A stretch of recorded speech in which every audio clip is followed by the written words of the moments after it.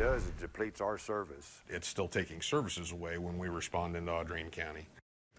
Tonight, we're continuing a Target 8 investigation into rural health care as 2 ambulance districts try to respond to calls they aren't actually required to.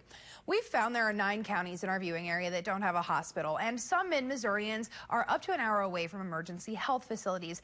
Now, we're looking at one specific area that's having issues because there is no dedicated ambulance service. Here's what's happening. One call for an ambulance in part of Audrain County will dispatch 2 ambulances, an Audrain ambulance and a Boone Hospital ambulance. And this area doesn't pay to maintain these services. KOMU 8's Danielle Katz is in the studio to explain how, as a consequence, it's actually pulling services from both counties when emergency strikes. This area west of Mexico School District is outside of Audrain County's tax-supported ambulance district. Boone Hospital's Centralia base and Audrain's district have drawn a line along routes E and FF to determine how they will respond to calls. Medic 131, the Centralia ambulance, will go on calls in areas to the left of the line, and Audrain County is responsible for calls to the right. But the ambulance districts want this to change because they say it's unfair to thousands of people who live in their districts. It's the call we hope we never have to make. It's bad for someone to wait, and if you've ever had to wait on an ambulance at all, it seems like forever.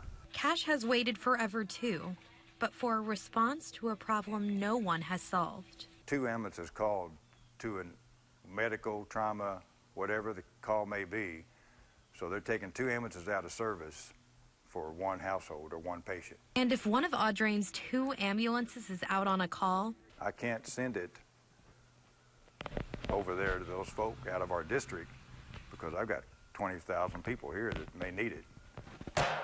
The districts have answered more than 100 calls in the uncovered area this year. That's about 1 every 3 days. It does get to be a strain on the system as that volume continues to go up. that's because Carr says these calls take away from his primary coverage area for that ambulance, Centralia, Sturgeon, and Hallsville. It leaves them uncovered and waiting for a longer response time for an ambulance to come from Columbia. Time that could change lives. A cardiac arrest, if you don't get help, someone doing CPR pretty well immediately, it's very hard to get you recover from that. He says people don't realize the consequences of the current system. No one's took the initiative to get anything started. He's tried to tell them. I've actually driven out, knocked on doors. And so did I. No one I spoke to in the area wanted to go on camera, but some told me they are concerned. Others said they aren't because the Boone Hospital ambulance is close enough. If we're tied up servicing that western one-third of Audrain County, there's other resources having to cover our primary first due area. While it is a strain, for now it's how the system will stay because it has to.